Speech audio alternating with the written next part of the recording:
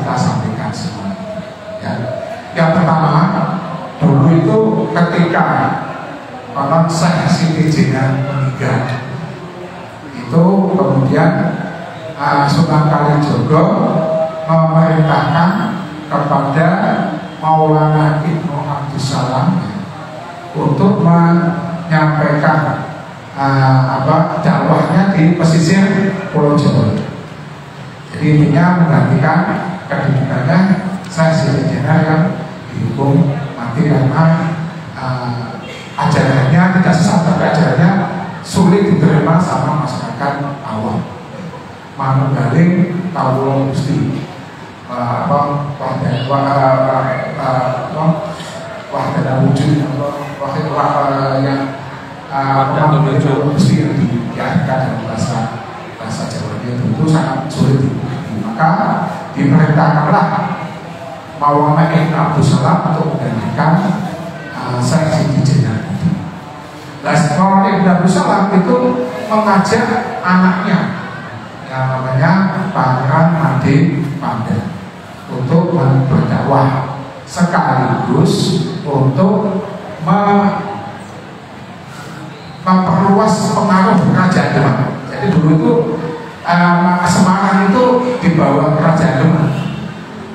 Sekarang Semarang malah jadi ibu kotanya provinsi, Demak di bawah Semarang. Kalau dulu tidak, dulu itu Semarang justru berada di bawah kerajaan Demak.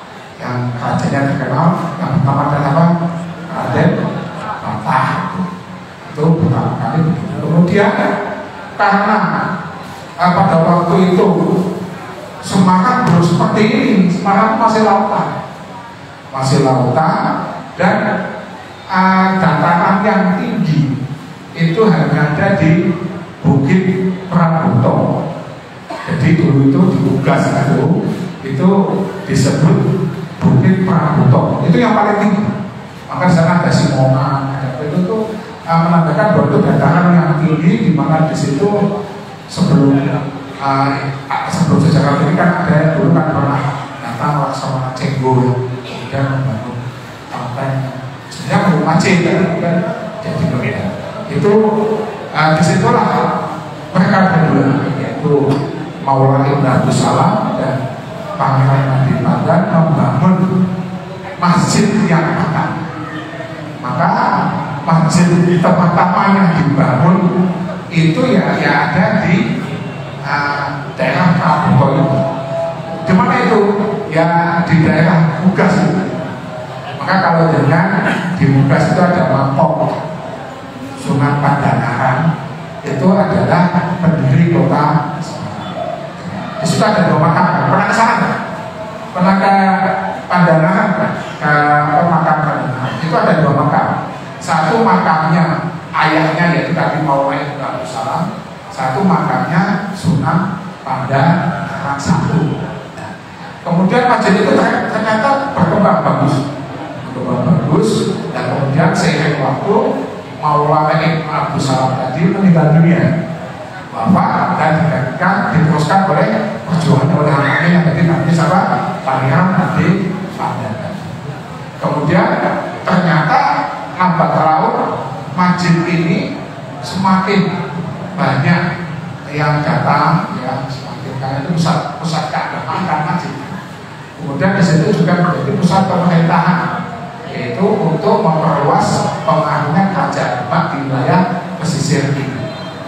Dan kemudian lambat laun karena dianggap Semarang itu sudah secara administratif bisa menjadi kabupaten, maka pada tanggal 2 Mei 457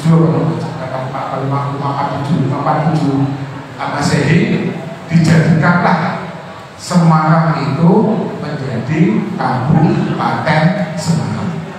Dan itu sudah tidak lagi di bawah kerajaan Demak, tidak, tapi sudah berada di kerajaan Pajang, Sultan Hadiwijaya Pajang. Mengapa? Karena itu sudah dari kerajaan Demak, kemudian kerajaan Demak Tunggal, kemudian menjadi kerajaan lainnya itu kerajaan Pajang, Sultan Hadiwijaya. Nah itu kemudian dibentuklah Kabupaten Semarang. Tanggal 2 Mei 547 itu kalau dikonversikan dalam hitungan Hijriah itu adalah bulan Rabiul Awal. Jadi apa? Jadi kesimpulannya kota Semarang itu dibentuk pada saat peringatan Maulid Nabi Muhammad SAW.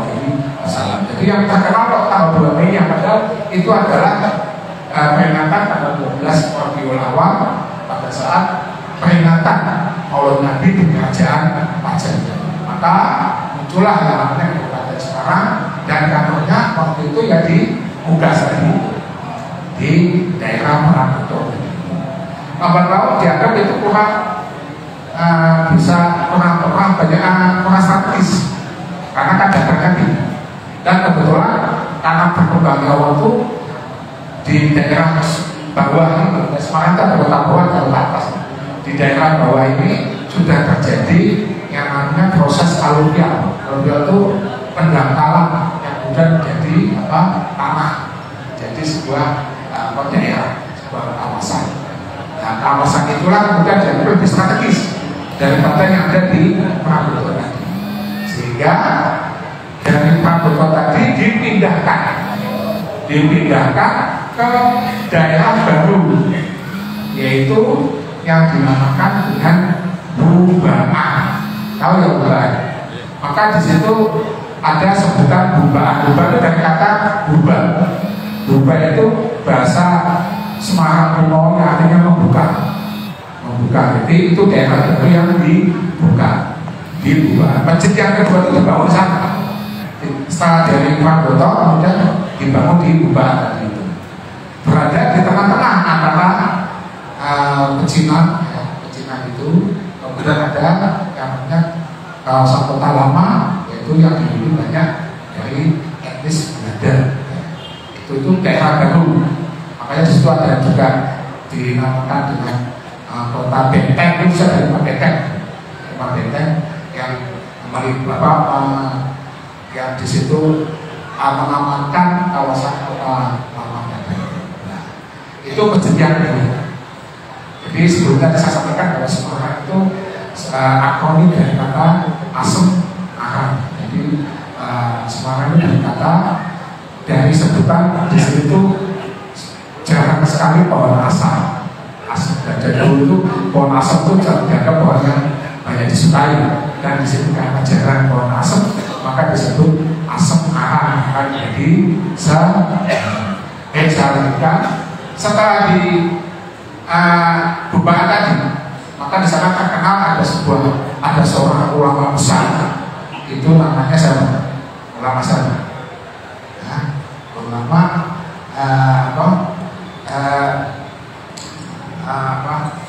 ya Allah, itu ini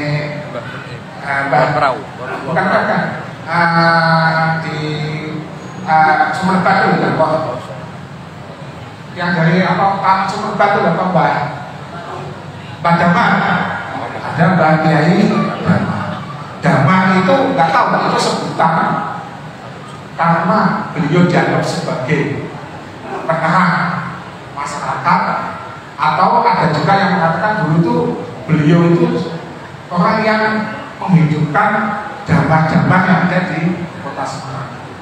Beliau seorang wali, dan itu kemudian disebutlah menjadi sebutan beliau Kiai Dama. Dan itu ada di Sumatera sana. Dan itu ya dulu ya karena memang masjidnya daerah sana ya, kemudian ada tokoh yang namanya Kiai Dama. Itu beliau sampai sekarang hanya dikunjungi, tapi kelihatannya mungkin yang belum pernah berkunjung ke sana saya sarankan, karena itu adalah juga cikal bakal ulama yang ada di Semarang ini, dan itu bisa dipertanggungjawabkan keasliannya Mbah Dama. Baik, masjidnya ada di tengah itu kan, masjidnya ada di Bubaan, di antara dua komunitas. Ada komunitas Cina, ada komunitas Pekojan dari kata kojo. Jadi di situ dulu banyak orang kojo. Kemudian daerah Kota Lama itu ada kantor VOC, dan di antaranya itu ada kantor VOC. Nah, kemudian terjadi monopoli pada masyarakat tahu kan, dulu VOC melakukan monopoli pada hanya penjualan atau barang-barang dimonopoli perdagangannya oleh VOC. Maka itu tidak monopoli, monopsoni juga tidak tahu. Monopsoni itu yang boleh membeli juga hanya VOC. Nah, itu kemudian terjadi pemberontakan. Orang-orang Cina dan orang-orang Kamboja tadi memberontak kepada VOC yang ada di kawasan Kota Lama. Nah, pemberontakan itu juga dibantu oleh para pribumi. Jadi 3 etnis jadi ada etnis Ojo, ada etnis Cina, ada etnis pribumi memberontak melawan VOC yang disebut dengan geger Cina. Itu dalam sejarah itu ada namanya geger Cina. Itu imbas yang ada di Jakarta dan Palembang sampai Semarang juga terjadi geger Cina tadi. Dan geger Cina itu kemudian pertempuran terjadi antara VOC yang ada di Kota Lama dan di Cina di Kamboja itu. Lah masjid ada di tengah-tengahnya, otomatis masjidnya ikut terbakar juga. Maka masjid yang ada di Gubaan itu ikut terbakar juga. Kemudian yang masjidnya terbakar dan kemudian pemberontakan geger Cina itu bisa ditupas. Kemudian Belanda melakukan yang namanya politik etik. Ya, dalam sejarah anak-anak kita yang SMP itu ada politik etik, itu namanya politik balas budi. Jadi Belanda supaya masyarakat pribumi tidak memberontak lagi, diberikan bantuan-bantuan yang sifatnya infrastruktur, terutama untuk keagamaan. Maka dibangunkanlah masjid. Maka masjid itu kemudian dibangun di sini. Jadi masjid yang keberapa yang tempatnya? Ketiga, itu di Bugas, beda di Gubaan, kemudian di sini. Yang di sini itu kapan diresmikan? Itu pada tahun 1750. Pakai masih bapaknya bobol nih. Ini tidak bobol, ini ada buktinya. Mau tahu buktinya di mana? Ya itu di prasasti itu yang bahasanya Belanda. Itu prasasti itu ada empat tulisan, ada Arab, ada Indonesia, ada Belanda, ada Jawa. Ini kalau diartikan itu berapa? Yang paling tua itu Belanda. Makanya yang Belanda itu agak bocah-bocah itu ada yang paling tua. Di situ tertulis bahwa masjid ini diresmikan pada tahun 1750. Dan itu pada zamannya Gubernur siapa? Nicholas Banting. Itu bukan ada Nicholas Banting. Nicholas Banting itu adalah seorang gubernur jenderal yang memimpin Indonesia, yang terkenal beliau karena yang mempelopori adanya perjanjian Giyanti. Perjanjian Giyanti itu perjanjian yang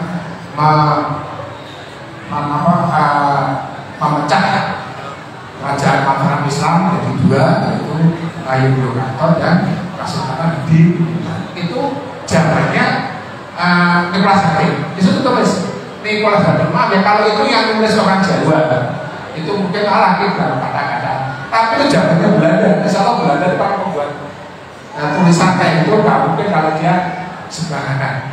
Itu berdasarkan sejarah yang benar-benar terjadi. Itulah kemudian masjid dibangun pada tahun 1750.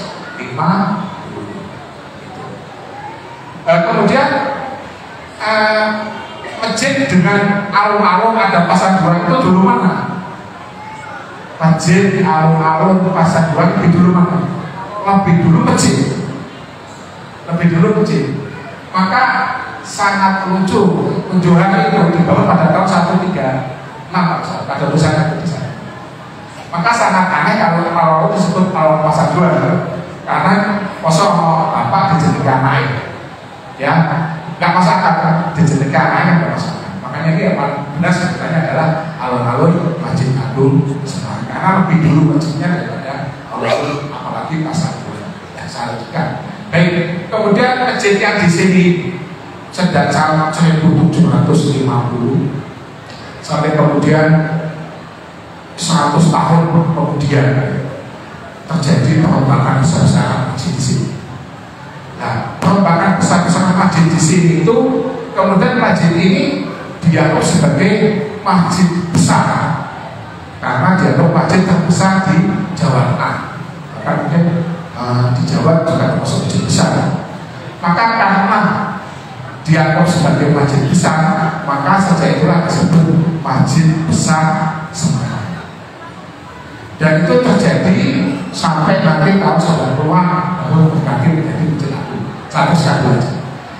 Nah, masjid ini apa yang seperti ini yang dulu dibangun pada tahun 1750 bukan. Ternyata masjid yang dibangun pada 1750 itu terbakar karena sambaran petir pada tanggal 25 April 1885. Tahunnya dari mana melihat prasasti yang bahasa Indonesia? Nanti dilihat dari sini, dilihat itu prasasti itu bukan tulisan itu asli dari zaman dulu itu. Saya lahir cepat itu sudah ada prasasti itu. Nah itu disebutkan bahwa masjid ini masjid besar itu menyebutnya Masjid Besar Semarang. Menyebutnya Masjid Besar itu pernah terbakar pada tanggal 11 April 1885. Karena sambaran petir. Kapan itu? Pada hari malam Jumat. Disebut terus malam Jumat jam 8:30 malam. Wah, pada saat itu masyarakat Semarang sedih sekali karena Pak Masjid yang menjadi kebanggaan tiba-tiba terbakar habis. Bahkan konon katanya semua bangunan Masjid Agung Semarang habis kecuali mimbar Jumatnya itu masih ada. Cerita-cerita itu dulu di situ ada 2 mimbar, satu mimbar Jumat, satu yang buat bupati. Dulu bupati itu tempatnya di Kanjengan itu. Kalau tidak tahu ada Kanjengan dulu, itu tempatnya bupati. Itu dulu di sini ada 2 mimbar, satu tempatnya khotib, juga tempat sholat khotib dan tempat khotbah khotib, ada lagi yang tempat untuk bupati sholat di Semarang atau di masjid. Ternyata karena terbakar tadi, yang tempatnya bupati itu terbakar. Tempat yang asli yang ini yang masih bertahan sampai sekarang kita bisa lihat. Ini yang termasuk antik, mimbar. Tapi jangan dibuat. Wah itu berarti sakti tidak menganggap bahwa ini ada kelebihan apa ya itu karena betulnya apa memberikan keselamatan kepada mimbar. Itu pada tahun 1888 kemudian dibangun kan, kemudian pada tahun 1889 bisa digunakan kembali masjid ini sudah jadi. Jadi sudah tertuliskan di situ bahwa masjid ini mulai digunakan pada tahun 1889. Makanya nanti mungkin suatu saat kita akan mengadakan yang namanya ulang tahun Masjid Kauman. Itu masjid yang tepat ini yang tadi yang pertama di gas, kemudian kedua di perubahan, dan ketika di sini tapi bukan yang ini dibangun lagi yang keempat adalah yang ini. Berarti ini adalah masjid yang dibangun yang keempat kali.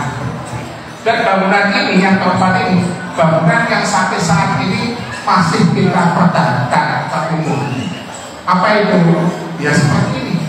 Satu bangunannya sederhana seperti ini, tidak banyak ornamen-ornamennya yang apa? Ya karena kalau orang Semarang itu lugas, lugu lah, tidak banyak ornamen yang bisa kita lihat. Tapi di sini syarat makna. Satu, di atap masjid itu menggunakan bangunan tajuk tumpang tiga.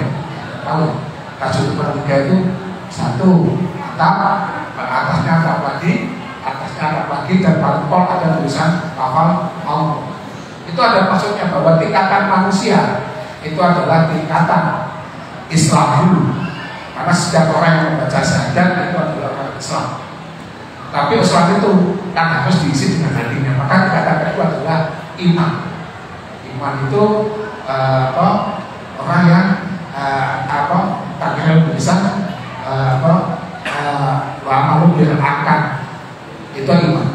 Dan tingkatan ketiga adalah tingkatan ihsan. Ihsan itu ta'budu ka'annaka yarahu wa illam yakun fa innahu yaraka. Beribadah seakan-akan bahwa Allah itu tidak. Tapi kalau Allah kan tak bisa dengan yang kita itu tidak pasti tidak oleh Allah. Itu adalah tingkatan yang ketiga, tingkatan ihsan. Ketika orang sudah sampai ke tingkatan ihsan, dia akan meningkat lagi paling tinggi, yaitu ma'rifah Allah. Maka di atasnya paling pol itu ada lafal Allah yang mengatakan bahwa itu adalah tingkatan ma'rifah Allah. Kalau dalam bahasa bahasanya itu tingkatan yang sudah hakul yakin. Jadi kalau yakin itu ada tiga, yakin itu biasa.